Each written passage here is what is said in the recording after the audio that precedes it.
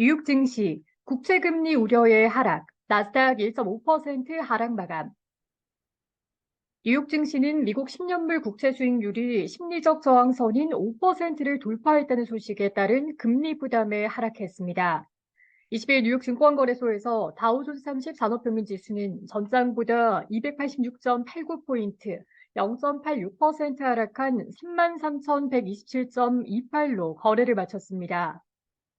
스탠더드 앤드 푸어스 S&P 500 지수는 전장보다 53.84포인트, 1.26% 떨어진 4,224.26으로, 나스닥 지수는 전장보다 202.37포인트, 1.53% 밀린 12,983.81로 장을 마감했습니다. 투자자들은 채권 시장의 움직임과 전날 제롬 파월 연방준비제도 의장의 발언, 기업 실적 등을 주목했습니다. 파월 연준 의장은 전날 행사에서 인플레이션이 여전히 너무 높으며 정책이 제약적이지만 너무 긴축적이지도 않다고 말했습니다. 파월 의장은 불확실성과 위험, 그리고 우리가 얼마나 멀리 왔는지를 고려해 위원회가 신중하게 진행하고 있다라고 언급하면서도 금리가 너무 높은 수준이라고 생각하지는 않는다고 지적해 추가 긴축 가능성을 열어뒀습니다. 미 금리 선물 시장에서 연준이 11월 회의에서 금리를 동결할 가능성을 90% 이상으로 보고 있습니다. 전날 파월 의장의 발언에 10년물 미국 국채 금리는 한때 5%를 돌파했습니다. 이는 2007년 이후 가장 높은 수준입니다. 이날 금리는 다시 아래쪽으로 방향을 틀었으나 고금리 환경이 지속될 수 있다는 우려에 주가는 하락 압력을 받았습니다. 2년물 금리는 8bp 이상 하락한 5.08%를, 10년물 금리는 6bp 이상 밀린 4.92%를, 30년물 금리는 2bp가량 떨어진 5.08%를 나타냈습니다. 연준의 금리 인하는 내년 말이나 되어야 가능할 것이라는 당국자 발언도 나왔습니다. 레피얼 보스틱 애틀랜타 연방준비은행 총재는 CNBC와의 인터뷰에서 연준의 금리 인하 시기를 묻는 말에 인플레이션이 2%에 가까워질 때라고 답변했습니다. 구체적 시기를 묻는 말에는 2024년 말이라고 말하고 싶다라고 말했습니다. 연준 당국자들은 내년 말 기준금리가 5.1%를 기록할 것으로 예상한 바 있습니다. 현 기준금리가 5.25에서 5.5%인 점을 고려하면 내년 1회나 2회 정도만 금리 인하가 가능할 것이라는 전망입니다.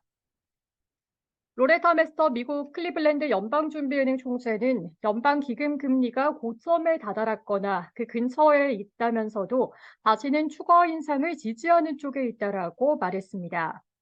패트릭 하커 필라델피아 연은 총재는 정책 금리를 안정적으로 유지하는 것이 신중한 선택이라고 생각한다라며 금리 동결을 재차 주장했습니다. 금값은 2주 연속 올라 3개월 만에 최고치를 경신하고 있고 비트코인은 8월 이후 처음으로 3만 달러를 돌파했습니다. 금리가 오르면서 대체 투자로 금과 비트코인 가격이 오르고 있습니다. 중동의 지정학적 긴장은 지속됐습니다. 팔레스타인 무장정파 하마스가 억류 중인 미국인 인질 2명을 풀어줬다는 소식이 나왔으나 이스라엘의 지상작전을 막기 위한 압박카드라는 분석도 나옵니다. 중동과 유럽 주요 국가 정상 등이 이스라엘과 하마스 간의 전쟁 논의를 위해 이집트에 모인다는 소식이 나왔으나 이스라엘과 미국이 불참할 것으로 알려져 이번 긴장을 얼마나 해소할 수 있을지는 미지수입니다. 기업들의 실적은 계속 엇갈리고 있습니다. 유전 서비스 업체 슐럼버그는 매출이 예상치를 밑돌면서 주가는 3%가량 하락했습니다.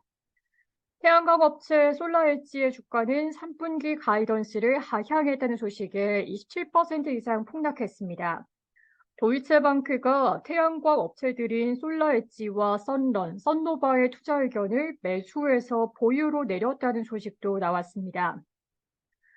선론과 썬노바의 주가도 각각 7%, 6%가량 하락했고 다른 태양광 업체인 인페이즈 에너지도 14% 이상 떨어졌습니다.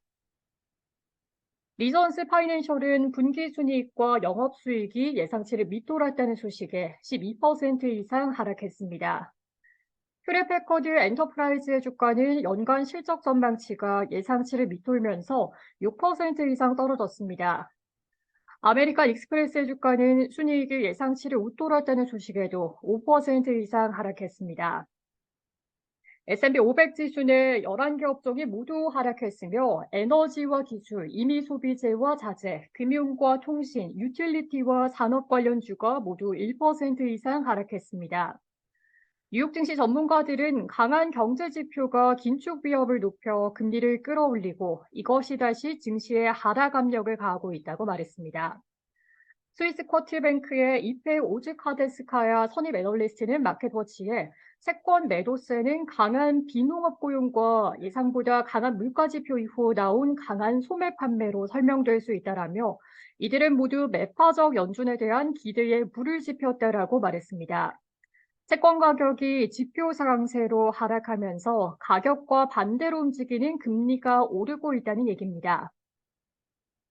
CIBC 프라이빗 자산운용의 데이비드 도나베디언 최고 투자 책임자는 주식 시장이 채권 시장을 주시하는 가운데 지금 보이는 것을 좋아하지 않는다라며 인플레이션에 대한 비교적 좋은 소식에도 국채 수익률이 오르고 있다. 이것이 주식 시장이 약세를 보이는 주요 원인이다라고 말했습니다.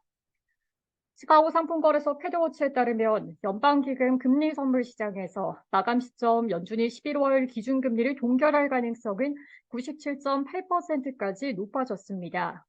전날에는 93.4%였습니다. 12월 회의까지 기준금리를 동결할 가능성은 76.5%, 금리를 0.25%포인트 인상할 가능성은 21.8%에 달했습니다. 이는 전날의 29.9%에서 하락했습니다. 시카고 옵션 거래소 변동성 지수는 전장보다 0.31포인트 오른 21.7을 기록했습니다.